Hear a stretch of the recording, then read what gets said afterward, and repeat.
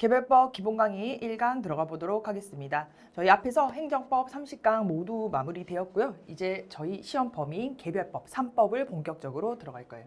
저희 시험은 3과목, 법은 3개의 시험 범위로 이루어져 있죠. 첫 번째, 토지보상법, 줄여서 이제 앞으로 보상법이라고 많이 부를 거예요. 토지보상법. 그리고 두 번째는 부동산 공시법, 부동산 가격 및 공시에 관한 법률에서 부동산 공시법, 부공법 이렇게 줄여서 이름 부르고요. 그리고 마지막으로 저희 시험은 감정평가사 자격증을 취득하기 위한 시험이니까 감정평가 및 감정평가사에 관한 법률도 시험 범위가 되겠네요. 그래서 감정평가법 혹은 감정평가사법 이렇게 3가지가 저희 시험 범위, 본격적인 시험 범위가 되는 거죠. 그래서 우리는 이 3가지가 시험 범위이고 이 3가지를 학습하기에 앞서서 이 3가지가 출제되는 문제를 해결하기 위해서 공통적으로 적용되는 법리 이런 것을 행정법 강의 시간에 기본 강의 시간에 학습하게 된 거죠. 그래서 앞으로는 본격적으로 이런 게 어떠한 조문들이 있고 어떠한 내용이 있기 때문에 행정법이 어떻게 적용되어서 문제를 풀어나가냐 이런 것을 본격적으로 배운다라고 생각하시면 되겠어요. 그래서 시험의 그 공부의 분량은 요 보상법이 한 80% 굉장히 많죠. 75에서 80%가 보상법이다라고 생각하시면 돼요. 굉장히 많은 시간을 우리는 보상법을 공부한다라고 보시면 되는 거죠. 그리고 부공법 그리고 감정평가법은 나머지 한 10에서 15% 정도 가볍게 뒤에서 터치한다라고 생각하시면 돼요. 그러니까 부공법이나 감정평가법은 중요한 조문 몇 가지, 한 10가지 정도 암기하고 거기서 나올 만한 거 체크한 이후에 행정법과 접목되어서 출제될 확률이 굉장히 높기 때문에 행정법을 탄탄하게 해놓으면 부공법과 감정평가법은 포인트 몇 가지만 하면 쉽게 해결될 수 있다라고 생각하실 수 있는 부분이 되는 거죠. 반면에 보상법은 외워야 될 조문도 굉장히 많고 그 내용도 하나하나 판례도 체크해야 될 부분이 좀 많기 때문에 우리는 메인이 보상법이구나 라고 생각하고 들어가시면 되겠어요. 그런데 우리 시험은 총 4문제가 나온단 말이에요. 1번 문제, 2번 문제, 3번 문제, 4번 문제. 그 안에 설문이 뭐 하나, 둘, 셋, 요즘에 한 3개, 많게는 4개까지도 이렇게 나오는 그런 경향이 있어요. 그렇기 때문에 부공법, 감정평가법 10% 분량밖에 안 되네, 넘겨도 되겠다라고 생각하고 들어가면 절대 꽈락을 면하기가 어렵다라고 생각하시면 돼요. 왜냐하면 한국산업인력공단에서는 이 시험 범위가 3가지이기 때문에 이 문제, 4문제 안에 반드시 부공법도 들어가고 반드시 감정평가법도 들어가도록 그렇게 출제위원들에게 요구하는 것이 요즘의 경향이라는 거죠. 한 해에 감정평가법이 안 나와버린다? 그러면 수많은 민원이 발생할 수 있기 때문에 그 민원을 예방하는 차원에서도 반드시 부공법 그리고 감정평가법도 출제한다. 그렇기 때문에 포기하거나 버리면 되는 그러한 법 과목은 아니다라고 생각하셔야 돼요. 3개밖에 없기 때문에 우리 시험에 3법 중에서는 버려야 할 과목은 없어요. 왜냐면 우리 감감법 같은 거 배울 때는 뭐 혹자들에 따라서 건축법 버리거나 아니면 도시정비법 버리기도 하죠. 그렇지만 우리 시험에서는 버려야 될 부분은 없고 각 파트에서 강약을 조절해서 암기하거나 좀 이 부분은 좀 열외로 좀 넘겨도 되겠다라는 그 정도의 부분은 있지만 하나의 법을 통째로 버릴 수는 없다라고 생각하고 한번 들어가 보도록 할게요. 그래서 처음에는 우리 순서는 이렇게 돼요. 보상법 먼저 학습하고 그리고 부동산 가격 공시법 학습하고 감정평가법을 마무리하는 이러한 순서로 진행이 될 거다라고 생각하시면 되고 우리는 이 교재가 우리 기본서이기 때문에 굉장히 설명이 충실하게 많이 되어 있는 교재예요. 그래서 처음에 볼 때는 이거 다 외워야 되나 라고 절대 생각하시면 안 되고 제가 이것은 배경 지식이에요. 이것은 그냥 설명해 드리는 부분일 뿐이에요. 듣고 넘기시면 됩니다 하는 부분은 외우실 필요가 없어요. 처음에 저도 공부할 때 맨 처음에 지금 저희 197페이지 보면 공용수용과 공용수용 제도 이런 거 쭉 나와요. 이론적 근거도 나오고 페이지 넘겨볼게요. 넘겨보면 쭉 넘겨서 예를 들어볼게요. 얘만 한번 들어보는 거예요. 200페이지에 7번 최근 공용수용 제도의 동향 이런 거 교수님들 책에 다 기재되어 있기 때문에 배경 지식 정도로 생각하시면 되지. 나는 이제 개별법 들어갔으니까 각 매주에 배우는 거 다 암기해야지 라고 생각해서 처음부터 끝까지 암기하면 포기가 빨라져요. 포기가 너무너무 쉬워져요. 왜냐면 외울 게 한도 끝도 없이 나와요. 이번 주에 배우는 거에서 포인트만 암기하고 다음 주로 넘어가도 암기해야 될 분량은 정말 어마무시하게 많다. 그렇기 때문에 제가 이거 넘기세요 하는 부분은 넘기셔도 외워야 될 거 정말 많아요. 정말 많아요. 그렇기 때문에 넘기실 부분은 듣고 넘기고 이러한 배경 지식으로 이러한 것이 연결되었구나 라고 생각만 하시면 돼요. 생각하시고 다음에 기억 안 나는 부분도 정말 많아요. 그렇기 때문에 필요 없는 부분은 과감히 넘겨라. 왜냐면 우리는 버릴 법이 없기 때문에 그 파트 안에서 가볍게 터치하고 넘어가야 될 부분은 정말 가볍게 터치하고 제가 메인이다 라고 말씀드리는 부분만 체크 열심히 암기하고 또 마지막에 이 부분은 조금 B급이거 또는 C급입니다. 그렇지만 약술로 준비하면 조금 도움은 될 것 같습니다 하는 부분 정도는 회독수를 많이 넓힌 후에 나머지 A급을 다 암기한 이후에 그게 있었지? 한번 이 시점에는 내가 그거 암기하고 남들보다 조금 더 5점이라도 더 득점해야겠다라고 하시는 부분만 이렇게 분들만 체크하시면 된다라고 생각하시면 되는 거죠. 그렇게 우리 개념 잡고 한번 들어가 보도록 하겠습니다. 페이지 197페이지 한번 들어가기 앞서서 우리 토지보상법 플레임 먼저 한번 볼게요. 우리 줄여서 보상법 혹은 토지보상법이라고 부르는 녀석의 플레임은 공익사업을 위한 토지 등의 취득 및 보상에 관한 법률이에요. 그래서 이것을 줄여서 앞으로는 토지보상법 혹은 보상법 이렇게 적구나라고 생각하시면 되는 거죠. 그러면 우리가 배우는 토지보상법이라는 것은 공익사업을 하기 위해서 토지 등을 취득하는 거 하나, 그리고 그것을 어떻게 보상하는지에 대한 것 하나, 이런 것을 배우는 것이 토지보상법이구나라고 생각하시면 되는 거죠. 일단 우리가 공익사업 절차 쭉 한번 개념 잡고 보상법 학습 들어가 보도록 할게요. 일단 공익사업을 하려면 사업 시행자가 사업 인정이라는 것을 받는다라고 우리 앞에서 행정법 할 때도 한 번씩 봤었어요. 일단 지금 사업 인정이라는 거 그냥 듣기만 할 거예요. 왜냐면 파트를 넘어가면서 사업 인정 파트에서 사업 인정 뭔지 제대로 뜯어서 학습할 건데 일단은 큰 그림부터 잡는 시간이니까 큰 그림만 한번 잡아볼게요. 사업 인정은 조문 20조예요. 조문도 계속 노출하면서 암기할 거예요. 이거는 정말 하나도 빼먹을 조문이 없다라고 생각할 만큼 토지보상법부터 들어가면 외워야 될 조문이 너무너무 많기 때문에 하나씩 자연스럽게 습득할 수 있도록 강의 시간에도 반복 많이 해볼게요. 그래서 사업 인정을 받도록 토지보상법에서 제20조에서 규정을 하고 있어요. 그래서 사업을 하려면 국토교통부 장관을 사업 인정을 받도록 되어 있다. 그래서 사업 인정을 받고 나면 이 토지 등을 강제적으로 취득할 수 있는 수용권이라는 게 생겨요. 수용, 강제적으로 토지를 취득하고 그리고 보상하는 그러한 수용을 할 수 있는 권리가 생긴다. 그래서 사업 인정을 맨 처음에 받는다라고 보시면 되는 거죠. 그리고 우리가 뒤에서 배울 거지만 조서 작성이라는 절차가 있어요. 조서 작성. 조서라는 것은 조사에서 적은 문서 이런 것을 조서라고 한다라고 개념 잡으시면 되는데 일단 사업 인정을 받은 사업 시행자가 내가 이 토지 취득해야지. 그러면 이 토지 취득해서 여기서 한번 내가 주택 사업 한번 해봐야지. 주택 아파트 한번 지어봐야지. 혹은 이 토지 취득해서 도로 깔아야지. 그런 공익사업 해야지 한단 말이에요. 그렇기 위해서는 어떠한 토지들이 여기 있고 그 토지 위에 뭐 나무가 있다거나 건축물이 있다거나 영업하는 사람이 있다면 그것을 일일이 조사해야지만 제대로 취득하고 보상할 수 있겠죠. 그래서 그러한 조사를 하고 그러한 것을 문서로 남기는 그러한 작업을 한다. 그것을 조서 작성이라고 해요. 토지 조서, 물건 조서를 작성하는 것. 이것은 토지보상법 제14조의 규정이 있어요. 14조. 그래서 사업 인정 받은 후에 정당하게 취득하고 보상하기 위해서 열심히 그러한 자료를 수집하는 것, 자료를 수집해서 그런 것을 문서로 기록하는 조서 작성이라는 단계를 거치는구나 라고 생각하시면 되는 거죠. 그리고 그 조서를 기반으로 해서 협의를 해야 돼요.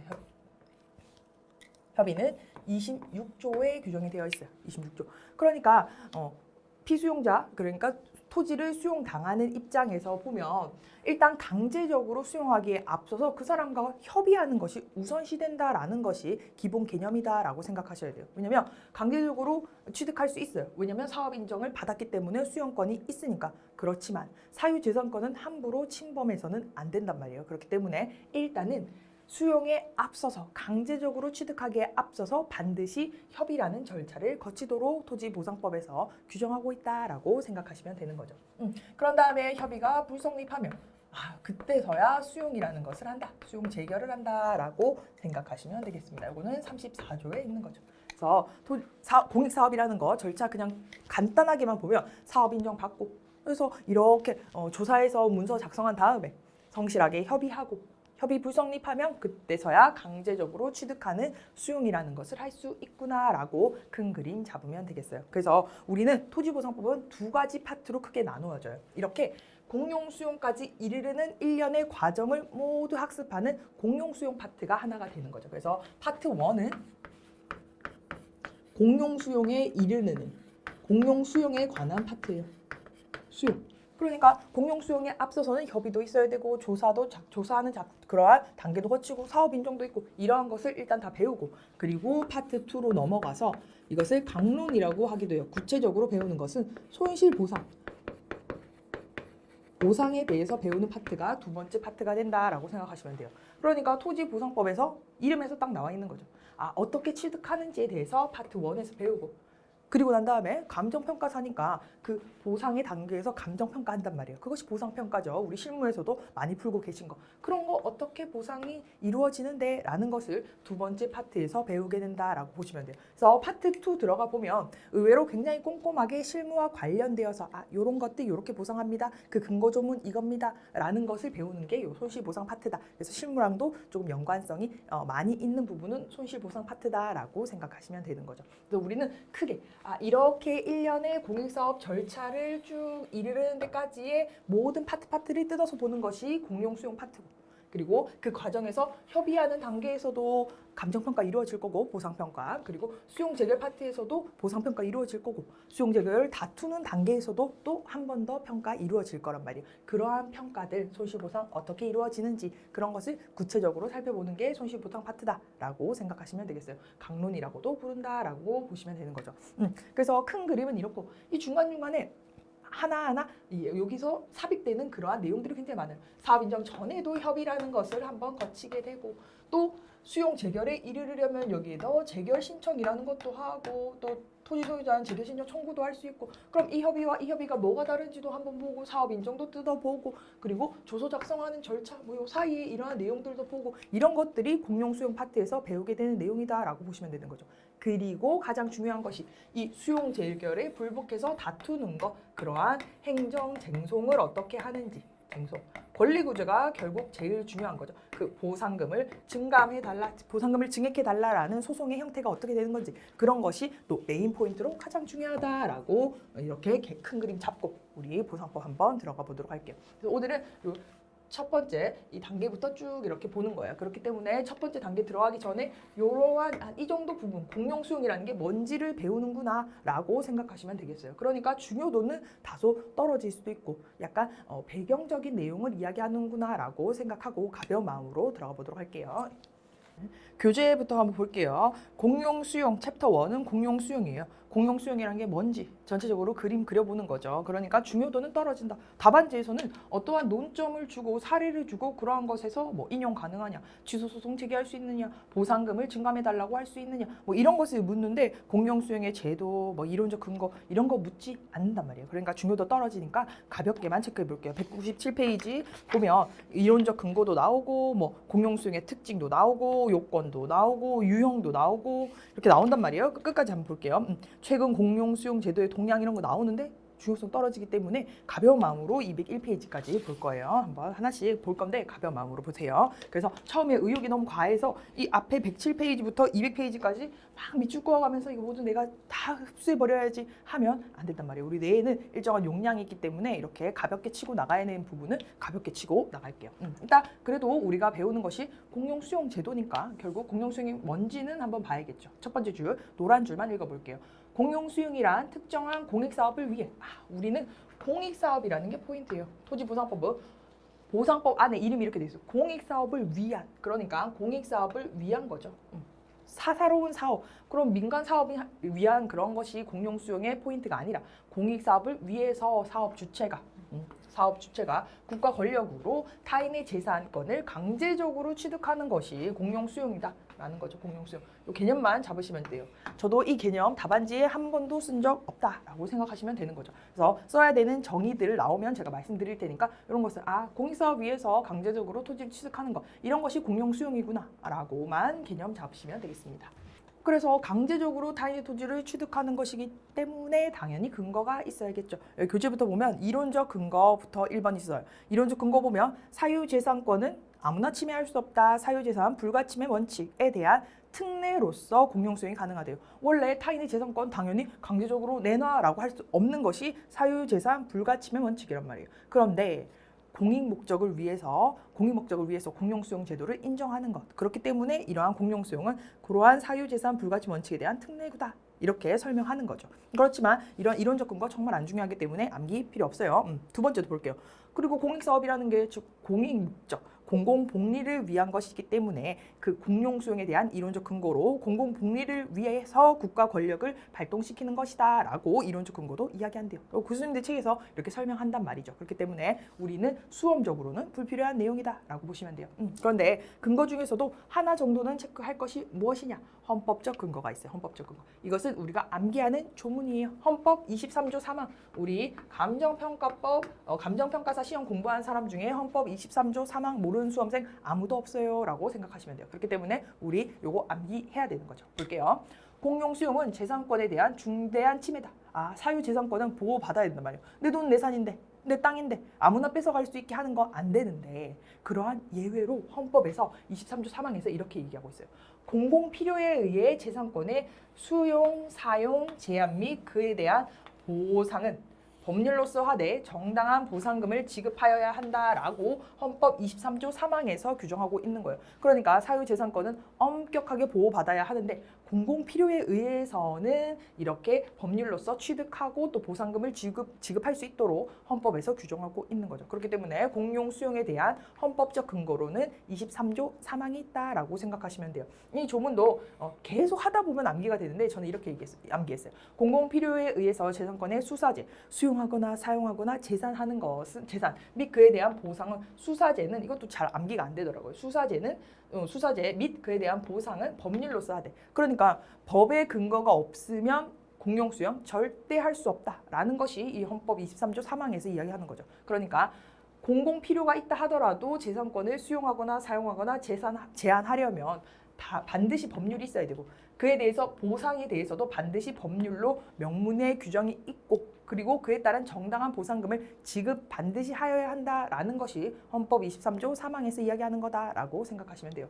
그래서 반복하면서 이 조문은 암기할 거다라고 생각하시면 되는 거죠. 그리고 헌법적 근거가 전체적으로 이렇게 있다면 우리 실정법상 근거가 토지보상법이 되는 거예요. 그래서 공용수용에 대한 일반법으로 이 토지보상법을 이야기하는 거죠. 통칭 토지보상법이다. 공익사업을 위해서 토지 등을 취득 및 보상에 관한 법률, 이것이 토지보상법이고 이 공용수용에 대한 일반법이 된다라고 생각하시면 되는 거죠.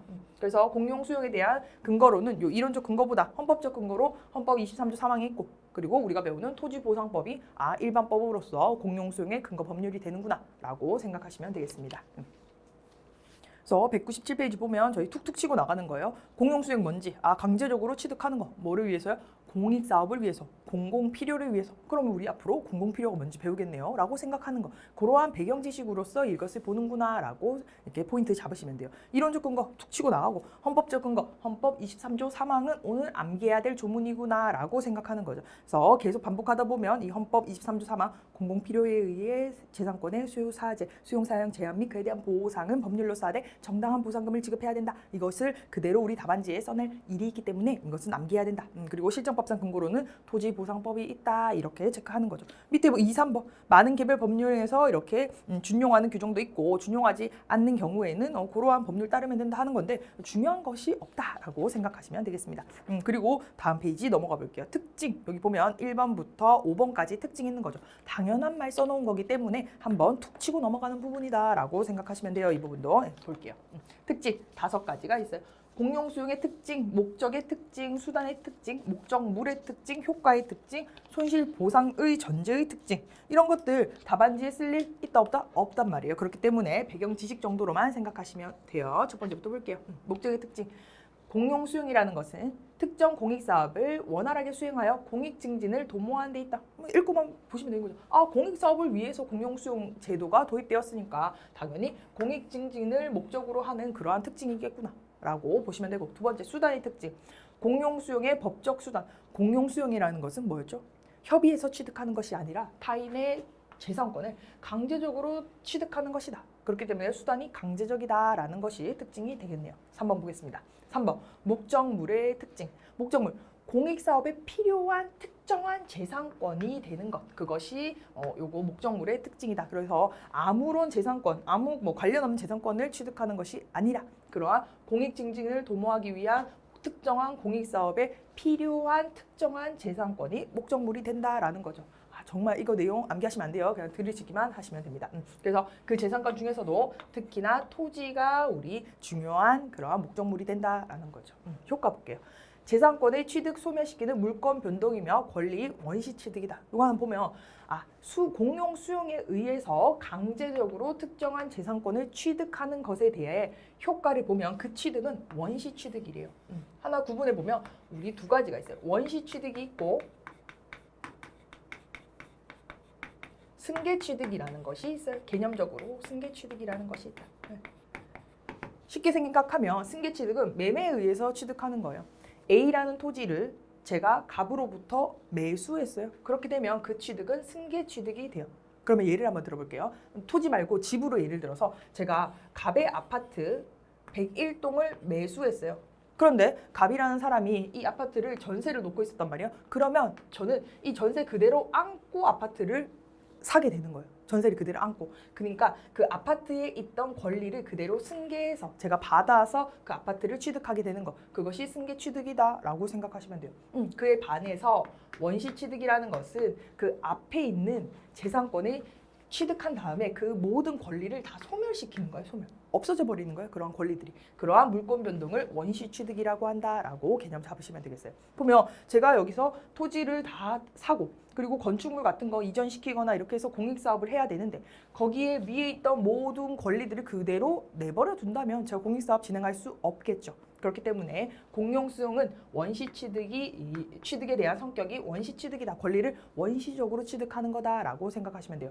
비슷한 개념은 이게 우리 보존 등기, 소유권 보존 등기할 때 보면 우리 아파트나 집을 제가 처음 지어서 제 이름으로 딱 등기를 하는 거. 그럴 때 가장 먼저 하는 것이 보존 등기예요. 소유권 보존 등기. 이러한 것은 앞에 권리가 하나도 없이 새로 땅 생기는 그러한 소유권이 되는데 그러한 보존 등기와 성격이 비슷하다라고 개념 잡으시면 되는 거죠. 그래서 그냥 쉽게 우리 공용 수용은 원시 취득이다. 이 매수하는 것과는 좀 다르다라고 생각하시면 되겠습니다. 마지막 보면 손실 보상을 전제한다.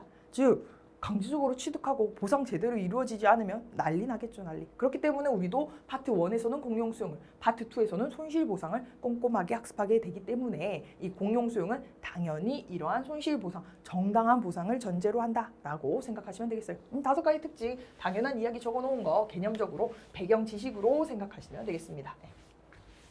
한 가지만 포인트 잡자면 원시 취득 정도 요거 잡으시면 되겠습니다. 페이지 198페이지 요건 볼게요. 4번의 요건도 공용 수용 당사자는 누군지, 당사자. 그러니까 물건을 강제적으로 취득하는 사람이 누군지, 그리고 뺏긴 사람이 누군지, 그것이 당사자가 되는 거예요. 공익사업에서, 공용 수용에서. 그리고 두 번째는 공용 수용의 내용상 요건이 어떤 것이 있는지, 절차상 요건이 어떤 것이 있는지 간단히 보는데 우리는 앞으로 이 보상법이 진행되면서 필요한 절차, 요건 이런 거 다 볼 거예요. 그렇기 때문에 이것은 그냥 한번 툭 치고 넘어가는 그러한 정도가 되는구나. 뒤에서 필요하다 하면 그 부분만 뜯어서 본다라고 생각하시면 되겠어요. 공용 수용의 당사자는 당연히 뺏는 놈과 뺏기는 놈 이렇게 두 가지가 있겠죠. 그래서 뺏는 놈은 수용권자인 사업 시행자, 수용권자. 다르게 얘기하면 사업 시행자, 사시가 있고 수용 목적물에 대한 권리를 가진 피수용자가 있다. 이것을 우리는 토지 소유자 등이라고 이야기할 수 있겠네요. 토지 소유자 등. 수용권을 가지는 것, 즉 뺏는 자는 해당 공익사업을 하는 사업 시행자가 되고 반면에 뺏기는 자는 우리가 법률용어로 피수용자, 수용을 당하는 자라고 해서 피수용자라고 하는데 토지 소유자, 건축물 소유자, 관계인 이런 사람들은 이렇게 등으로 이렇게 넣어서 토지 소유자 등이 피수용자가 된다라고 보시면 되겠습니다. 두 번째 볼게요. 내용상 요건. 우리 공용 수용을 하려면 내용상 요건이 필요한데 첫 번째, 공공 필요가 있어야 된대요. 공공 필요. 당연하죠. 공공 필요 없이 사인이 개인적인 목적을 위해서 공용 수용 허용하게 하면 당연히 안 되겠죠. 그래서 내용상 요건으로 공공 필요가 있을 것. 두 번째, 공권적으로 침해할 것. 국가 권력에 의해서 강제적으로 취득하는 것이다. 그것을 공권적 침해다라고 하고요. 세 번째, 법적 근거가 있어요. 재산권 침해에 대한 법적 근거. 법률로서의 하대라고 했어요. 공공필요에 의해 재산권의 수용, 사용, 제한 및 그에 대한 보상은 법률로서 하되, 즉 법률 규정이 없으면, 법적 근거가 없으면 공용 수용할 수 없다는 거죠. 그래서 내용사유권으로 법적 근거가 있어야 되고, 네 번째로는 특별한 희생이 발생되어야 하고, 다섯 번째로 보상 규정이 있어야 돼요. 요거 손실보상 파트 가서 배울 내용이에요. 그래서 지금은 간단히 보고 넘어가시면 되겠습니다. 파트 2에서 저런 거 하나씩 뜯어서 우리가 학습하게 된다라고 생각하시면 되겠습니다.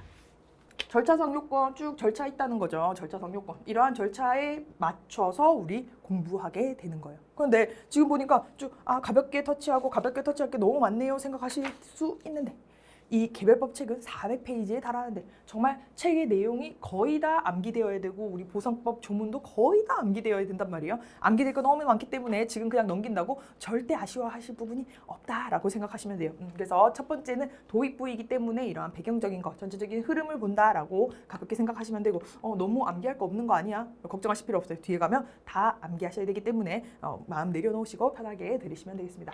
그래서 절차상 요건으로 보면 우리 앞에서 봤어요. 사업 인정받고 토지 조서 또는 물건 조서, 여러 가지 조사해서 어떠한 필지를 내가 수용하는지에 대해서 조사하는 작업이 있단 말이에요. 그러한 조서 작성의 단계가 있고, 그리고 협의하고 협의 불성립하면 수용 재결에 이르른다. 이것이 공용 수용의 일련의 절차다라는 거죠. 그리고 사업 인정 전에도 물론 협의라는 거 거칠 수 있다. 하나 더 보면 이렇게 전체적인 흐름 안에서 우리가 추가해서 계속 그 절차 내용을 이렇게 완성시켜 나간다라고 생각하시면 돼요. 그래서 큰 그림 잡으면 암기는 보통 이렇게 큰 절차상 요건으로는 우리 협사조 협재 이런 식으로 외우거든요. 협의하고 사업 인정 받고 조서 작성하고 협의 또 하고, 그리고 수용 재결에 이르른다. 협사조 협재가 공용 수용의 첫 번째 절차상 흐름이다. 큰 흐름을 이야기할 때는 협사조 협재라고 하고, 이런 조문들 그냥 툭툭 바로바로 나올 수 있게끔 옆에 괄호 안에 조문들이 나와야 된다는 거죠.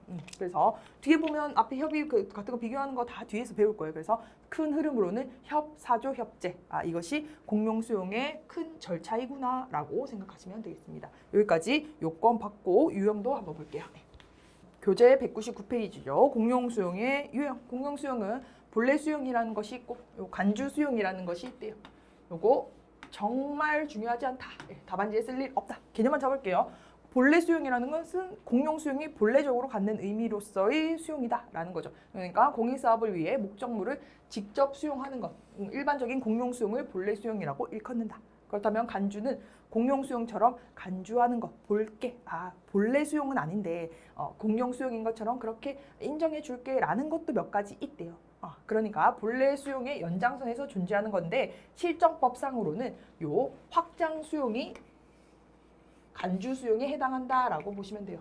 그럼 간주 수용이 뭔지 외우고, 간주 수용이 실정법상 확장 수용이라는 것이 있구나. 외울 필요 없어요. 그냥 확장 수용이 뭔지만 우리 뒤에서 볼 거다라고 생각하시면 돼요. 공용 수용이라는 것은 본래적으로 공익사업을 위해 필요한 것을 직접 수용하는 것도 있고, 그것 이외에 마치 공용 수용과 마찬가지의 성격을 갖는 것으로 보는 간주 수용이라는 것도 있는데, 실정법상으로는 확장 수용이라는 것이 있더라. 이 세 가지가 있다라고 보면 되는데, 뒤에서 볼 건데 한번 보면 잔여지 등의 매수 및 수용 청구, 74조 잔여지 수용 청구, 잔여지 수용도 있고, 사용에 가름하는 수용 이런 것도 있고, 완전 수용, 이전에 가름하는 수용, 이전 수용, 이러한 것이 본래 수용 이외의 간주 수용에 해당하는 확장 수용이구나 라고만 체크하면 되는 거죠. 그래서 페이지 199페이지에 이 공용 수용의 유형 아예 읽지 않으셔도 돼요. 뒤에서 확장 수용 배울 거니까요. 중요한 부분 아니다. 확장 수용이라는 것이 본래 수용과 이거 약간 대비되게 있는 것이구나. 이거 본래 수용은 아닌데 확장해서 수용할 수도 있구나 라고만 생각하시면 되겠습니다. 페이지 199페이지 볼게요. 이 앞부분 중에서 굳이 외워야 할 게 있다면 우리 앞에 봤던 헌법 제23조 3항 오늘 외울 부분이고요. 두 번째, 이 공공필요라는 거 두 번째 외울 포인트다라고 보시면 돼요. 그래서 6번 보면 공공필요를 위해서 공용수용을 해야 된단 말이에요. 공공필요가 없으면 공용수용 할 수 있다 없다? 없다. 그러면 공공필요가 뭔지 알아야겠죠. 그런데 의미도 이렇게 돼 있어요. 답안지에도 이렇게 써요. 공공필요란 대표적인 불확정 개념이다. 정의를 쓰려고 보니까 불확정 개념이라서 뾰족한 정의도 쓰기가 어려운 것이 공공필요라는 거죠. 그래서 저도 공부할 때 그러니까 공공필요가 대표적 불확정 개념인데 의미는 어떻게 써? 라고 하는데 답안지 이렇게 표현해요. 공공필요란 대표적인 불확정 개념으로 공익 목적을 달성하기 위해서 재산권의 수용, 사용 제한이 불가피한 경우를 말한다라고 공공필요의 의미를 쓸 일이 있으면 답안지에 이렇게 기재한다라고 생각하시면 되는 거죠. 그래서 보면 페이지 제가 형광펜 그어놨어요. 공공필요란 대표적인 불확정 개념입니다. 여러 가지로 정의 내릴 수 있습니다. 그런데 공공필요란 공익 목적을 달성하기 위해 재산권의 수사제가 불가피한 경우 이것을 공공필요라고 할 수 있습니다라고 공공필요의 목적을 쓰는 거죠. 왜냐하면 공용 수용을 하려면 공공필요가 있어야 하니까. 그렇게 개념 잡으시면 되겠습니다. 그래서 밑에 보면 심화로 이렇게 해서 공공필요가 뭔지 이 판례가 하나 소개하고 있어요. 공공필요가 뭔지. 그래서 보라색만 볼게요. 그러니까 대표적인 불확정 개념이니까 정의 적기도 어려운데 일단 판례에서 이렇게 이야기하고 있어서 공공필요를 설명할 때 좀 분량이 많이 필요로 하다면 이 판례를 써줄 수 있다라는 거죠. 그렇게 확정하는 거예요. 일단 공공필요의 의미는 우리가 앞에 형광펜 체크한 부분으로 암기할 건데 공공필요에 대해서 구체적으로 좀 분량을 많이 써야 되는 부분이 있다라면 이 판례 정도 하나는 체크하고 들어가더라라는 거죠. 한번 볼게요. 헌법 23조 3항에서 규정하고 있는 공공필요는 국민의 재산권이 그 의사에 반하여 강제적으로 취득해야 할 공익적 필요성을 이야기하는 거다. 그래서 공공필요라는 것은 이렇게 분리한대요. 공공필요가 있어야 공용 수용할 수 있는데 요 판례에서 공공필요의 개념은 공익성과 필요성으로 구성되어 있다. 여기 두 가지로 구성되어 있대요. 공공필요라는 것이. 그런데 뭐 책에 따라서 공공필요라고 쓰기도 하고 공익성이라고 쓰기도 하고 공공성이라고 쓰기도 하고 뭐 이렇게 다양하게 쓰는 거예요. 다 비슷비슷한 용어예요. 그런데 판례에서 굳이 나누자면 이렇게 나눌 수도 있더라라고 쓴 거죠. 그러니까 어느 날 공공필요가 공용 수용을 하기 위해서는 공익성이 있어야 된다. 틀린 것이냐? 아니라는 거예요. 왜냐하면 여러 가지 용어로 막 이래저래 혼용해서 쓰고 있기 때문에 우리는 공익성이라고 해도 공공필요를 떠올리고 그 공공성이라고 해도 공익성, 공공필요를 떠올리고 이렇게 연결해서 그냥 유사하구나라고 생각하시면 되는 거죠. 공익 목적만 있으면 된다. 그런데 크게 쓸 일이 있으면 판례에서는 굳이 쪼갰으니까 이 판례 하나 이렇게 쪼개서도 암기할 수 있더라라고 확장해서 생각하시면 되는 거죠. 그래서 공익성과 필요성이라고 공공필요를 그렇게 나누어 놨는데 판례에서 이렇게 얘기했어요. 공익성의 정도를 판단함에 있어서는 공익성이라는 건 뭐예요? 공적인 이익을 목적으로 하는 그러한 성격이 있는 것, 그것이 공익성이죠. 그런데 그것을 판단함에 있어서는 공용 수용을 허용하고 있는 개별 법령의 입법 목적, 사업 내용, 사업의 입법 목적에 이바지한 정도, 그리고 특히 사업이 대중을 상대로 하는 영업인 경우에 그 사업 시설에 대한 대중의 이용 접근 가능성 정도를 아울러서 고려해야 된다. 이렇게 적고 있는 거예요. 그러니까 판례에서 공익성이 그리고 필요성이 합쳐져서 공공필요가 있고 공공필요라고 하고 공공필요가 있어야 공용 수용할 수 있다. 그런데 공익성이 뭔지 구체적으로 막 쭉 쓰지는 않았고 공익성이 있어야 되는데 그러한 공익성을 판단하는 요건만 이렇게 써놓은 거죠. 그렇기 때문에 공공필요에 대해서 크게 쓸 일이 있을 때는 요 판례를 쓰는데 판례의 내용은 공익성을 판단하는 내용을 이렇게 기재해 놓은 거구나라고 생각하시면 되는 거예요. 그리고 두 번째 볼게요. 필요성. 두 번째는 공공필요의 요소로서 필요성이라는 것이 있는데 필요성이라는 것은 무엇이냐? 공용 수용을 통해 달성하려는 공익과 그로 인해 재산권이 침해당하는 사인의 이익, 즉 사익 사이에 형량을 해서 그 사인의 재산권 침해를 정당화할 정도로 공익의 우월성이 인정되어야 된다는 거죠. 그러니까 공익과 사익을 이렇게 저울에 이렇게 비교해서 공익의 우월성이 있는 것, 그것이 필요성이다라고 여기 판례에서 이야기하고 있다라고 보시면 돼요. 그리고 사업 시행자가 사인인 경우에는 그 사업 시행으로 획득할 수 있는 공익이 현저히 해태되지 않을 정도로 보장하는 제도적 규율을 갖추고 있어야 된다. 이것이 하나 더 들어가는데 이것은 우리가 뒤에서 또 학습할 부분이지만 사인이 사업 시행자인 것. 그러니까 뭐 국가나 지자체가 아니라 사인이 사업 시행자면 막 사업에 처음에는 이득이 있는 것 같아서 사업에 들어갔다가 이득이 많이 없어졌어요. 예를 들면 요즘에 뭐 건축비가 너무 상승해서 그 건축으로 인해서 뭐 아파트를 짓는 것으로 인해서 이익이 없을 것 같다고 하면 사업을 막 지연시키거나 포기하거나 할 수 있단 말이에요. 그렇기 때문에 그러한 공익이 해태되지 않도록 갑자기 중도 포기하거나 이럴 때도 어떠한 그러한 피수용자의 그런 손실을 보장할 수 있는 제도가 있어야 된다라는 것이 판례에서 하나 더 포인트로 이야기하고 있는 거다라고 생각하시면 되는 거죠. 그래서 1위 부분은 쭉 전체적으로 진도 나간 다음에 공공필요를 내가 조금 더 구체적으로 암기해 봐야겠다 할 때 암기하는 판례다라고 보시면 돼요. 그래서 오늘 이 심화 내용을 이렇게 판례를 암기한다. 이것은 무리이기 때문에 심화라고 또 돼 있죠. 그렇기 때문에 회독수를 넓힌 다음에 공공 필요에 대해서도 구체적으로 설명하는 판례가 하나 있더라. 그래서 나는 공부가 한 80% 되어 있으니까 이 공공 필요 판례도 한번 외워봐야지 할 때 들어가는 것이 이 판례다라고 생각하시면 돼요. 그래서 어쨌든 크게는 오늘 이렇게 개념 잡을 수 있겠네요. 공공 필요 정의 체크하고 그리고 판례가 공익성과 필요성으로 구분해서 판시하고 있더라. 그래서 공익성을 판단하는 것, 그리고 필요성이 뭔지, 이건 비례의 원칙으로 하라고 했죠. 그리고 이렇게 연결해서 4인인 경우에는 이러한 제도적 장치도 마련되어 있도록 하는 것이 이 판례에서 이야기하는 거구나라고 생각하시면 되겠어요. 길게 이야기했는데 어쨌든 판례는 회독수를 넓힌 후에 체크해 볼 만한 판례다라고 생각하시면 되겠습니다. 그래서 앞에서 공공 필요가 뭔지 체크 간단히 했고 두 번째 보면 그래서 공용 수용과 공공 필요가 어떠한 관계가 있는데? 라고 하니까 첫 번째 헌법 23조 3항에서 공용 수용과 공공 필요의 관계를 이야기하고 있어요. 공공 필요에 의해서 재산권의 수사제 또한 그에 대한 보상은 법률로서 하되 정당한 보상금을 지급하여야 된다라고 했어요. 즉 공용 수용은 하려면 공공 필요가 반드시 있어야 된다. 그것을 어떻게 이야기하냐? 공공 필요는 공용 침해의 실질적 허용 요건이자 본질적 제약 요소다. 요 문장 그냥 외우는 거가 된다라고 보시면 돼요. 실질적 허용 요건. 즉 공용 침해를 하려면 공용 수용을 하려면 공공 필요가 실질적으로 그 요건으로서 있어야 된다는 거죠. 실질적으로 공용 수용을 인정하기 위한 요건이 공공 필요가 된다. 그리고 본질적 제약 요소가 된다. 공공 필요가 얼마나 있냐에 따라서 공용 수용을 얼마나 할 수 있는지가 정해지기 때문에 이 본질적 제약 요소이기도 하다라는 거죠. 그래서 이것을 막 엄청 깊게 생각하시지 마시고 이 문장 자체는 그대로 습득하는 문장이다라고 보시면 돼요. 그래서 공공 필요에 대해서는 앞에 199페이지에 공익 목적을 달성하기 위해 요 법률 용어 그대로 수용 사용 제한이 불가피한 경우를 이야기하고 헌법 23조 3항에 의해서 공공 필요는 공용 침해, 즉 바꿔서 공용 수용의 실어 본제 이런 식으로 해요. 실어 본제, 실질적 허용 요건이자 본질적 제약 요소이다. 실어 본제이다. 이런 식으로 암기가 하게 되는 거죠. 그렇게만 체크할게요. 실어 본제 이렇게. 공 필요가 있어야지만 공용 침해 할 수 있으니까 실질적으로 공용 침해 할 수 있는 허용 요건이자 본질적으로 어느 정도 해야 돼 공용 수용할 수 있는데 어느 정도 공용 침해할 수 있는데 라고 제한하는 그러한 요소이기도 해서 본질적 제약 요소이다 라고 개념 잡으시면 되겠습니다. 1번만 포인트 잡고 나머지는 가볍게 보시면 돼요. 2번 볼게요.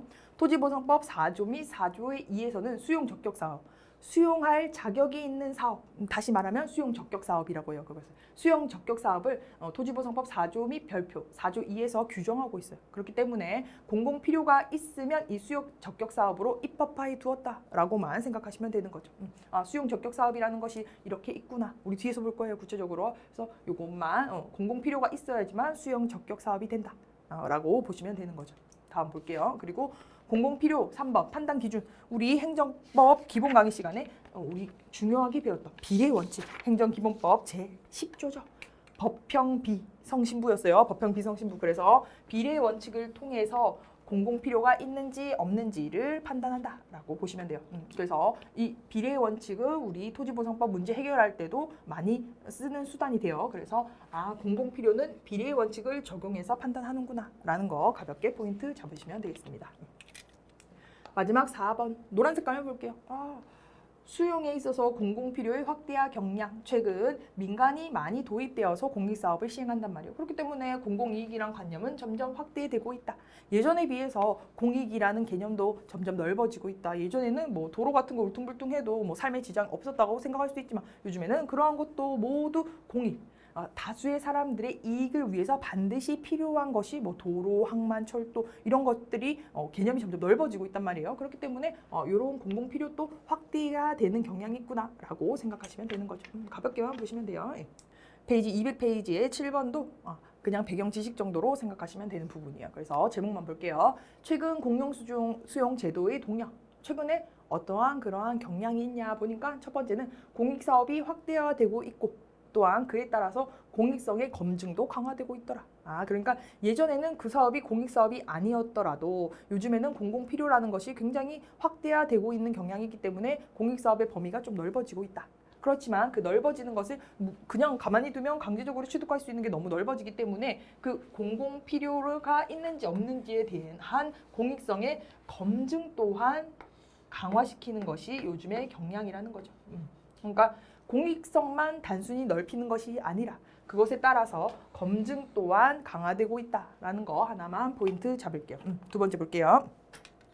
두 번째는 우리 뒤에서 바로 배울 내용인데 국가, 지자체, 공적 주체뿐만 아니라 이 사적 주체도 공익사업의 주체가 되어가고 있는 경향이 뚜렷하다. 사업이라는 것이 참 수조 원, 수백억이 들어가는 사업도 많기 때문에 그냥 국가만 하기에는 좀 버겁더라. 그래서 이 사적 주체들도 많이 공익사업의 사업 시행자로서 사업을 시행하더라라는 것이 또 요즘의 동향이다라고 보시면 되는 거죠. 그래서 그 이유로는 이렇게 돼 있어요. 민거 활용 도입, 공익사업의 증대, 공행정의 민관화 이런 거 근거로 그냥 가볍게 이야기하는 거죠. 이렇게 보시면 되고 마지막은 3번. 보상금에서 개발이익 배제. 요거 손실보상 파트에서 우리 주구장창 볼 거고 실무하시는 분들은 우리 토지보상법 67조 2항이 개발이익 배제에 대한 근거 조문이죠. 요거 달달달해서 개발이익 배제될 수 있도록 우리 실무에서 사례 선정하고 그리고 표준지 선정하죠. 개발이익 배제도 손실보상에서 중요한 포인트다. 개발이익을 포함해서 보상하지 않는다라는 것도 최근의 동향은 아니고 계속 그렇게 하고 있다라고 보시면 되겠습니다. 그리고 201페이지에서 정당 보상을 해야 된다고 우리 헌법 23조 3항에서 나와 있었어요. 수용, 사용, 제한 또는 보상은 법률로서 하되 정당한 보상을 해야 된다. 그래서 우리 정당 보상할 수 있도록 감정평가하고 있죠.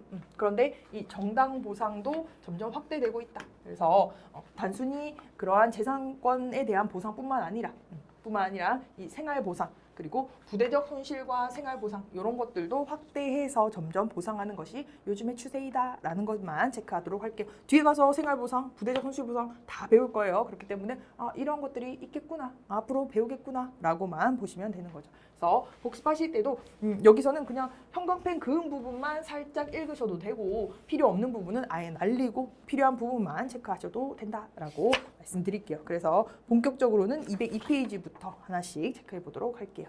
202페이지에 공공적 사용 수용 볼게요. 여기서도 1번은 제도적 배경이죠. 이런 것들 불필요한 내용이라 되는 거죠. 불필요한 내용이 되고 공공적 사용 수용에 한번 이 의미만 한번 뜯어서 볼게요. 공공적 사용 수용.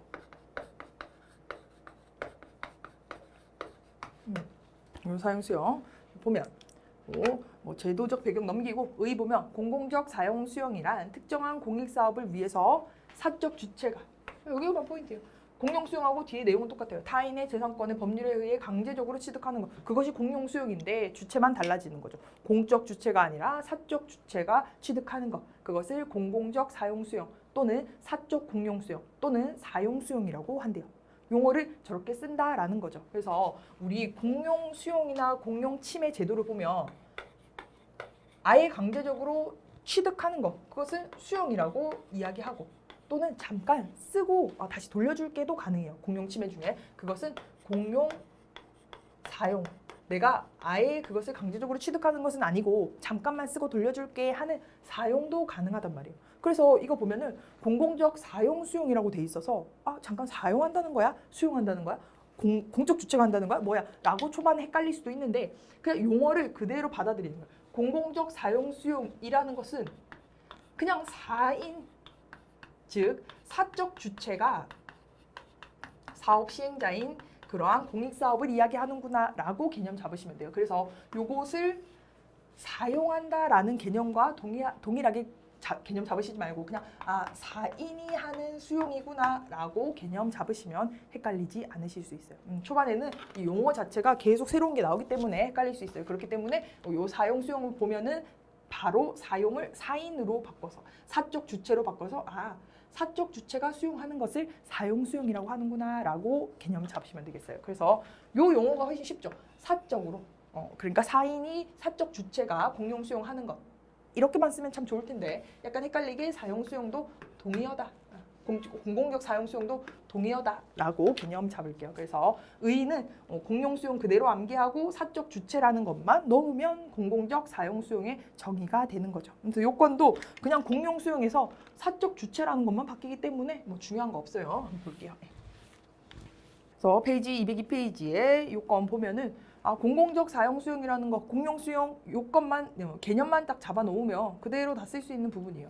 공공적 사용 수용은 공익 목적을 위해서 사적 주체가 수용권을 부여받아서 특정한 재산권을 법률에 근거해서 강제적으로 취득하는 것이고 정당한 보상금을 지급해야 되는 것, 그런 것이 공공적 사용 수용의 개념 요소이자 요건이 된다라고 보시면 되는 거죠. 그리고 밑에 3번 인정 여부는 독일에 대한 내용인데 앞에 거 다 필요 없고 밑에서 제가 보라색깔 줄 판례는 제가 보라색깔로 줄 거예요. 이 부분만 보면 되는 거죠. 대법원은 어떤 사업이 공익사업인가 여부는 그 사업의 성질에 의할 것이고 사업 주체의 여하에 의해서 정할 것이 아니라고 판시한 바 있다. 헌법재판소도 재산권 수용의 주체를 한정하지 않는 바 합헌 결정을 하였다. 즉 양자 내용이 뭐냐면 이러한 논의가 있었다는 거죠. 공용 수용을 하는데 왜 사업 시행자가 국가나 지자체 등 공적 주체가 아니고 사인이 공용 수용을 하냐. 내 땅 뺏기기 싫다 강제적으로. 이러한 논의가 예전에 있었다. 이게 시시비비가 있었던 거죠. 그래서 대법원에서도 헌법재판소에서도 이 사적 주체 또한 사업 시행자가 될 수 있다. 공익사업 할 수 있다라고 판례를 땅땅땅 내려놨기 때문에 지금은 시시비비가 없게 된 거죠. 그래서 그것과 관련해서는 공공적 사용 수용의 의의 하나 체크하고 그리고 대법원과 헌법재판소에서도 사업의 공익성 여부는 그 사업 자체의 성질만 가지고 판단하지 사업 주체가 사인이냐 공인이냐를 기준으로 판단하지 않는다라는 것이 요 하나의 판례 한 줄 더 써주면 공공적 사용 수용의 인정이 이렇게 판례를 통해서 가능하다고 하는구나라고 보시면 되겠습니다. 요거만 보면 되고 요 203페이지에 보는 사용 수용과 공공 필요 앞에서 나온 내용과 동일하죠. 수용권이 부여되려면 공공 필요가 있어야 된다. 그리고 공공 필요의 판단 기준은 비례의 원칙으로 해야 된다. 요 공용 수용의 내용과 완전히 대동소이한 내용이다라고 보시면 돼요. 5번만 체크해 볼게요.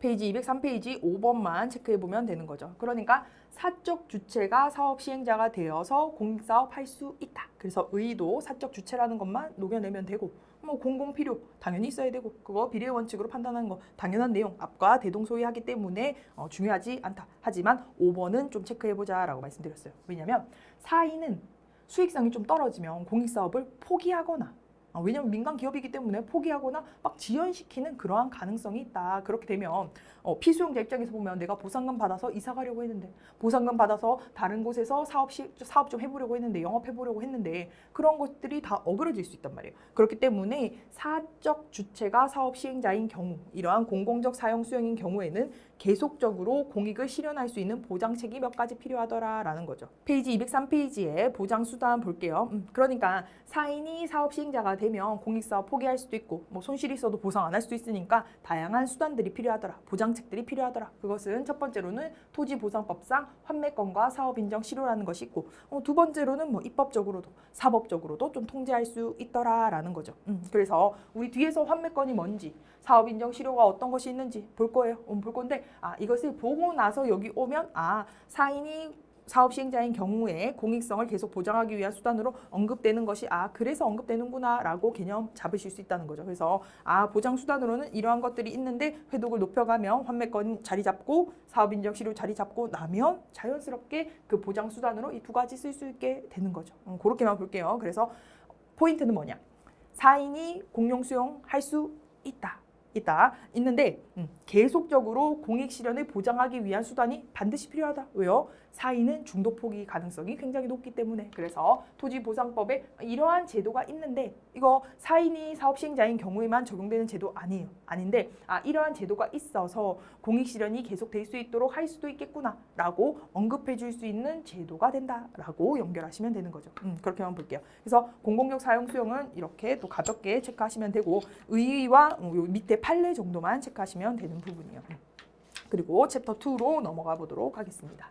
페이지 205페이지 챕터 2 볼게요. 공익사업과 당사자까지만 정리해보고 2강에서 목적물 들어가 보도록 할게요. 그래서 첫 번째 의 보면 수용 적격 사업이 뭔지, 수용 적격 사업으로서 공익사업 보고 페이지 207페이지에 당사자 볼게요. 수용 적격 사업이란 수용 주체가 수용을 할 수 있는 적격이란 것은 알맞은 자격이 있느냐 없느냐예요. 즉 수용할 수 있는 알맞은 자격이 있는 공익사업을 수용 적격 사업이라고 한다. 이 개념만 잡으시면 돼요. 의 쓸 일은 거의 없어요. 그래서 토지보상법 제4조에 보면 공익사업이라고 해서 공익사업의 종류를 쭉 적어놨어요. 쭉 열거해 놓고 요 마지막에 8호의 별표에서 별표에 들어가면 또 다양한 법령에서 인정할 수 있는 공익사업이라고 인정할 수 있는 사업의 종류를 다 적어 놓았단 말이에요. 토지보상법 제4조에서. 그리고 나면 제20조에서 우리는 공익사업 하려면 사업인정이라는 것을 받게 되죠. 그러니까 여기서 하는 말은 뭐냐? 수용 적격 사업이라는 것은 수용할 수 있는 자격을 가지는 일정한 공익사업을 이야기한다. 그래서 첫 번째로는 토지보상법에서 이렇게 공공필요가 인정이 되는 사업을 공익사업이라고 해서 A사업, B사업, C사업, D사업 종류를 쭉 적어 놓는 거예요. 입법적으로. 일단 A, B, C, D 그리고 뭐 별표에 해당하는 사업은 공익사업입니다. 공익성이 있어요. 그러면 사업 시행자가 저 A사업 가지고 공익사업 좀 해볼게요 라고 한다면 국토교통부 장관의 사업 인정을 받아야 된다는 거죠. 그러니까 여기에 해당하는 일단 4조에 해당하는 공익사업을 가지고 와서 사업 인정을 받으면 사업 시행자는 비로소 수용권을 가지게 되고 그래서 공용 수용을 할 수 있게 되는 거죠. 그러니까 이 A, B, C, D 이런 일련의 사업이 아닌 다른 거 어떤 게 있을까요? 기업 사업을 가지고 사업 인정 받을 수 있다 없다? 없다. 그러니까 첫 번째로는 공공 필요가 있으면 수용 적격 사업으로서 입법을 하게 되는 거다. 토지보상법 제4조에서 공익사업의 종류를 일일이 다 나열해 두고 있다라는 것이 하나고 두 번째는 그러한 사업을 가지고 사업을 하려면 사업 인정이라는 것을 받아야 하더라. 그래서 사업 인정 절차에서도 한 번 더 공공 필요가 있는지 검토해서 국토교통부 장관이 사업 인정하게 된다라는 거죠. 그래서 포인트는 수용 적격 사업이라는 것은 토지보상법 4조에서 규정하고 있고 또 사업 인정을 통해서 수용권을 부여받으면 비로소 수용할 수 있는 사업이 되구나라고 개념 잡으시면 되겠습니다. 205페이지 2번 볼게요. 제가 토지보상법 제4조에서 공익사업의 종류를 이렇게 쭉 적어 놓았다고 했어요. 도로사업, 항만사업, 철도사업, 학교, 관공서 또는 주택 건설하는 사업 이런 사업을 공익사업이라고 입법적으로 만들어 두었는데 그러한 수용을 할 수 있는 자격을 갖춘 공익사업에 대한 그런 관점을 다양하게 보는 거예요. 이렇게. 개별 입법주의로 보는 견해, 제한 열거주의로 보는 견해, 포괄주의로 보는 견해. 그런데 이거 중요하지가 않기 때문에 하나만 보면 돼요. 검토 부분만 보면 된다. 그래서 통설은 제한 열거주의다라고만 볼 거예요. 나머지는 너무 중요성이 떨어져서 정말 안 보셔도 되는 거죠. 그러니까 첫 번째 내용은 개개 사업이 토지를 수용할 만한 공익성이 있는지 입법자가 체크해 본다. 그것이 개별 입법주의, 제한 열거주의는 입법자가 공익성 있는 사업을 쭉 열거한 다음에 수용의 적격이 있는, 수용 자격이 있는지 없는지는 행정청이, 즉 국토교통부 장관이 판단해서 사업 인정하도록 한다라는 것이 두 번째. 세 번째는 수용 대상의 범위를 법률로 한정하지 않고 포괄적으로 행정청에 맡긴다. 그러니까 이 A, B, C, D는 예시일 뿐이다. 그런 것이 포괄주의인데 내용 중요하지 않고 우리는 제한 열거주의만 체크해 볼 거예요. 검토해 볼게요. 토지보상법은 공익사업의 종류를 토지보상법 제4조에서 규정하고 있어요. 4조 8호에서 별표도 있고 별표를 딱 클릭해보면 이러이러한 법령에 도정법에서 이 사업은 공익사업에 해당합니다. 라고 쭉 적어놓았단 말이에요. 그래서 우리는 4조만 사실 외우면 돼요. 4조가 공익사업에 대한 종류를 규정하고 있는 그러한 조문이다라고 보시면 되는 거죠. 그래서 토지 등을 사용하거나 수용할 수 있는 사업은 토지보상법 제4조 그 안의 별표에 규정된 법률을 따르지 않고는 정할 수 없다라고 이렇게 토지보상법 4조 2에서 또 마련이 되어 있는 거죠. 즉 공익사업의 종류는 토지보상법 제4조 4조의 8호인 별표에서 공익사업의 종류를 딱 제한적으로 규정하고 있다. 또한 4조의 2에서 이렇게 얘기하고 있어요. 토지보상법 제4조 또는 별표는 이 법에 따르지 않고는 개정할 수 없다라고 해서 명확하게 공익사업이라는 종류를 토지보상법에서만 규정할 수 있도록 딱 마련을 해둔 거죠. 그래서 토지보상법에서 공익사업에 대한 종류는 입법적으로 제한적 열거주의를 채택하고 있고 공익사업의 종류를 쭉 이렇게 적어 놓았으니까 사업 인정 시에 공익성을 한 번 더 판단해서 수용권을 부여해라는 입장을 취하는 것이 제한 열거주의다라고 생각하시면 되는 거죠. 205페이지 3번 내용은 토지보상법 4조의 공익사업 종류를 쭉 나열해 놓은 거예요. 법 조문 그대로예요. 그래서 국방, 군사에 관한 사업, 뭐 철도, 도로, 항만 사업, 공원 사업, 뭐 이런 것들이 있죠. 학교, 도서관 사업. 그리고 8번 보면 그 밖에 별표에 규정된 법률에 따라 토지를 수용할 수 있는 사업이라고 별표에도 공익사업 규정, 공익사업에 대한 내용을 클릭하면 다양한 공익사업에 해당하는 그러한 내용들이 있다라는 거죠. 그래서 4번 보면은 이 토지보상법 4조는 공익사업의 종류를 쭉 열거해 놓은 거고 새로 신설된 조문으로 4조의 2는 보면 첫 번째 볼게요. 공익사업은 4조 또는 별표에 규정된 법률을 따르지 않고는 정할 수 없다. 즉 1항에서 공익사업은 반드시 4조와 별표에 따라서만 만들 수 있다라고 규정해 놓고 2항에서 그리고 토지보상법 외의 다른 법률로는 별표를 개정할 수 없다. 반드시 토지보상법에만 따라라라고 하고 있고 또 3번의 조문이 하나 중요성이 있는데 보면 국토교통부 장관은 사업 인정이 의제되는 공익사업의 공공성, 수용의 필요성은 5년마다 재검토해라 라고 하고 있는 거죠. 그래서 여기서는 공익성에 대한 검토 규정 5년마다 검토하도록 하는 규정을 하나 신설했다라는 것이 의미가 있고 또 4조의 3도 새로운 의미가 있어요. 4조의 3에서 내용 보면은 중앙토지수용위원회는 사업 인정이 의제되는 공익사업의 신설 등 개선 요구를 할 수 있다. 즉 이거는 중토위가 신설 등을 요구할 수 있는 그러한 조문으로서 의미가 있게 되는 거죠. 그래서 1회 독들은 중요하지 않지만 이 4조에서는 공익사업 종류가 4조와 별표에 규정되어 있고 4조의 2와 3이 새롭게 신설돼서 공익성을 검토하고 또 중토위가 이러한 공익사업에 대해서 신설 등을 요구할 수 있는 조문이 새롭게 만들어졌다라는 거 한 가지만 우리 체크하고 넘어가도록 할게요. 그래서 회독수를 높이면서 이것은 약술로도 혹시 공익사업에 대해서 적을 일이 있다면 4조와 4조의 2와 4조의 3까지 적어주면 점수 아주 높아질 수 있겠죠. 그래서 첫 번째 회독 때 이 2와 3까지 다 가져가지는 마시고 아주 내가 충분히 한 중 이상의 그런 암기를 했다라고 보시면 약술로 이 4조의 2와 4조의 3도 간단하게 정리할 수 있겠다는 거죠. 그래서 보면 조문도 이렇게 쭉 보면 7, 8줄을 다 외울 수는 절대 없어요. 우리가 암기량이 절대적으로 그럴 수는 없기 때문에 정리만 하는 거죠. 이 국토교통부 장관이 공익성을 검토해야 되는 규정과 중토위가 공익사업을 신설하거나 아니면 뭐 없애는 폐지하는 것 등을 요구할 수 있는 규정이 이렇게 새로 들어왔더라 라는 것까지만 확장해서 암기할 수 있게 되는 거죠. 그래서 보면 4조 다음에는 원래 5조겠죠. 5조인데 새로 이 사이에 관련된 조문이 삽입되었기 때문에 4조의 2, 4조의 3으로 삽입되었다 라고 생각하시면 되겠습니다. 그래서 공익사업은 여기까지만 정리 한번 해보도록 할게요. 207페이지 당사자 한번 볼게요. 당사자는 아까 사업 시행자, 수용권자와 그리고 토지를 빼앗기는 자, 피수용자인 토지 소유자 등으로 구분할 수 있어요. 그래서 1번 보면은 의 있고 2번 사업 시행자 있고 다음 페이지 넘어가 보면 209페이지에 피수용자, 토지 소유자 등이 딱 있는 거죠. 그래서 사업 시행자부터 볼게요. 당사자란 일단 공익사업을 위해 토지 등을 취득하는 사업 시행자와 토지 등을 양도하는, 즉 뺏기는 토지 소유자 및 관계. 여기는 우린 줄여서 토지 소유자 등을 말한다. 그래서 수용권의 주체인 수용권자와 피수용자 이 두 사람이 당사자가 된다라고만 보시면 되는 거죠.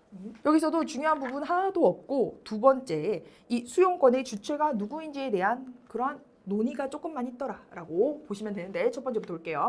사업 시행자에 대해서도 토지보상법 2조는 보통 2조, 법의 2조는 정의에 대한 규정인데 2조는 사업 시행자를 정의하고 있어요. 이 3호에서.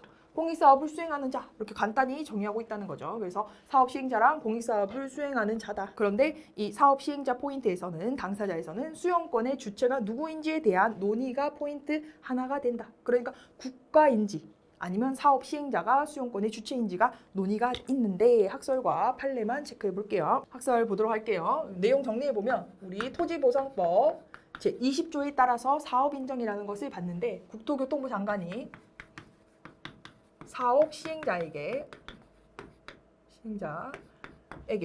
사업 인정을 하게 된다라는 거죠. 우리 사업 인정 파트에서 배울 거지만 계속 반복하고 있으니까 조문도 암기해야 돼요.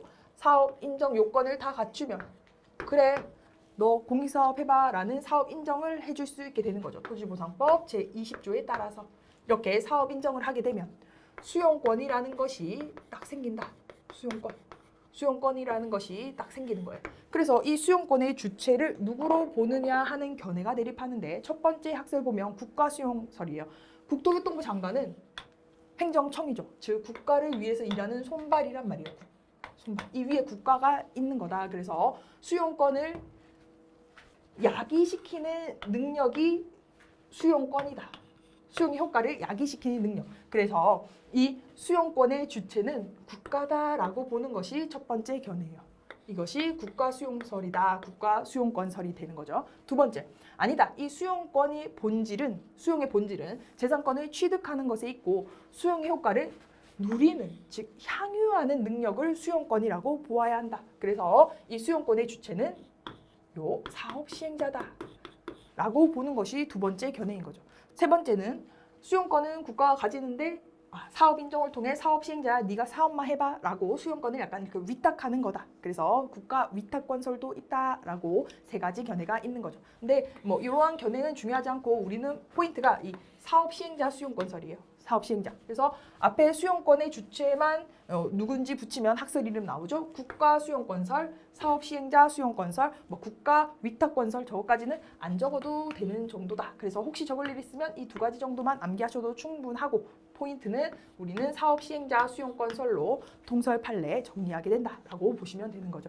왜냐하면 수용권이라는 것은 수용권을 향유할 수 있는 능력으로 보는 것이 통설이기 때문이에요. 즉 수용권을 야기할 수 있는 능력이 아니라 수용권이라는 것은 수용의 효과를 누리는 힘을 수용권의 본질이라고 보기 때문에 이 수용권의 주체를 사업 시행자로 보는 두 번째 견해가 통설이 된다라는 거죠. 판례 볼게요.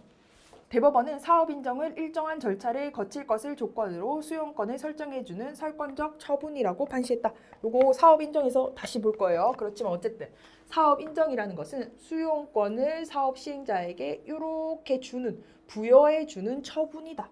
그렇기 때문에 수용권을 갖는 것은 사업 시행자다라고 보는 사업 시행자 수용권설이 이 판례의 태도다라는 거죠.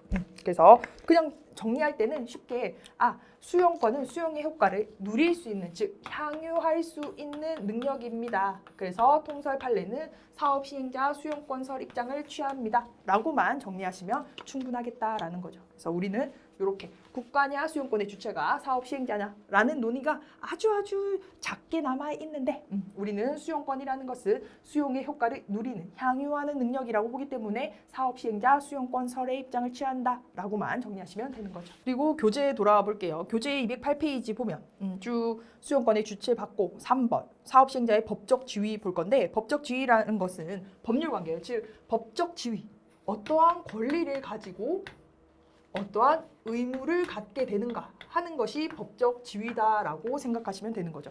그래서 208페이지 보면 권리 쭉 적혀있고 의무 쭉 적혀있어요. 앞으로 이것들을 우리가 다 학습하게 되기 때문에 돌아와서 보면 자연스럽게 이 밑에 1번부터 10번까지 암기 안 해도 사업 시행자의 권리가 뭔지 의무가 뭔지 다 정리가 된다는 거죠. 기본적으로 개념은 사업 시행자의 권리는 토지를 강제적으로 가져오는 거. 내가 취득할 수 있는 것이 토지 소유자의 사업 시행자의 권리가 되겠죠. 왜냐하면 강제적으로 취득해서 공익사업하는 거, 공사하는 거 이것이 권리고 의무는 뭐겠어요? 그에 상응하는 의무는 보상금을 지급하는 게 되는 거죠. 기본적인 틀은 이거다. 그러면 피수용자의 권리는 반대로 보상금을 받는 권리가 있고 의무는 강제적으로 취득하는 것과 반대되게 주는 것. 그러니까 이렇게 자신의 토지나 그 건물을 인도하는 것이 이 피수용자의 의무가 된다라고만 큰 틀 잡고 뒤에서 다 학습하고 돌아오면 이거 그래 이런 권리 있지 당연한 거다. 내가 쓸 때도 당연히 쓸 수 있게 된다라고 생각하시면 되겠어요. 네. 그래서 3번 보면 권리 의무의 승계만 볼게요. 승계라는 거 뒤에 사람이 이렇게 연결해서 받는 거죠. 그래서 권리 의무, 사업 시행자의 권리와 의무 당연히 사업 시행자가 A에서 B로 변경되면 그 권리 의무 자연스럽게 승계되고 당연히 넘겨지고 되고 또한 절차의 승계라는 거 있다. 승계라는 것도 있다. 사업 시행자가 A에서 B로 바뀌더라도 이미 진행했던 절차는 그대로 연결해서 받는 거기 때문에 다시 그러한 절차 거칠 필요 없다라는 권리 의무 승계도 되고 절차도 승계된다. 이것만 간단히 보시면 되는 거죠. 그래서 절차의 중복을 피하고 사업 시행이 원활하게 될 수 있도록 하기 위해서 이러한 권리 의무가 승계된다라고 보시면 되는 거죠. 209페이지 피수용자 볼게요. 피수용자란 수용의 목적물인 재산권의 주체 및 수용에 의해 영향을 받는 기타 관계 권리자를 말한다. 이렇게 법에서 정의하고 있고, 그러니까 대표적으로 토지 소유자와 관계인이 피수용자, 수용을 당하는 그러한 입장에 있는 사람이 된다라고 보시면 되는 거죠.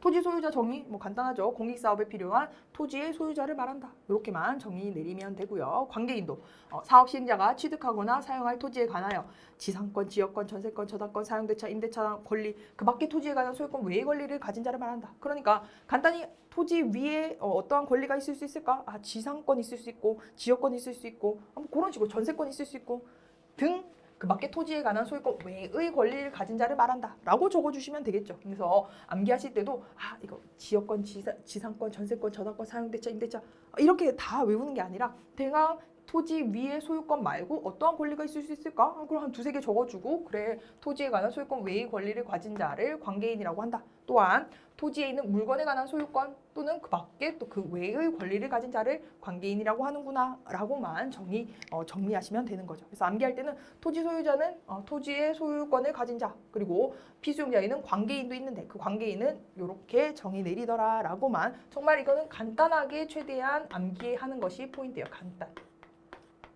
적을 일도 극히 적지만 적어야 되면 지상권, 지역권, 전세권 정도 적어주면 또 포인트 되니까 그러한 것만 간단히 적어주면 되는 부분이다. 암기할 때 관계인을 완벽하게 외워야지 이렇게 하실 필요는 없는 부분이다 라고 말씀드릴게요. 포인트는 여기 차라리 이 부분을 외우는 게 더 포인트예요. 보면 사업인정 고시가 된 이후에 권리를 취득한 자는 기존의 권리를 승계한 자를 제외하고는 관계인에 포함되지 않는다. 즉 사업 우리가 인정도 배울 거고 앞으로 사업 인정이 있었다는 고시를 하는 것도 배울 거예요. 토지보상법 제22조에 따라서 사업 인정 고시가 있게 되면 이 갑 토지, 을 토지 또는 병의 건물 같은 거 이러한 것들이 수용될 거예요 라고 고시가 된단 말이에요. 널리 알려진단 말이에요. 그런 다음에 새롭게 여기 내가 이제 전세 들어가서 살게요 하고 정이 들어온다고 해도 이 정은 관계인에 포함되지 않는다 이 말이죠. 그래서 사업인정 고시를 기준으로 그 권리의 유무, 관계인의 유무가 결정된다. 그래서 포인트는 그냥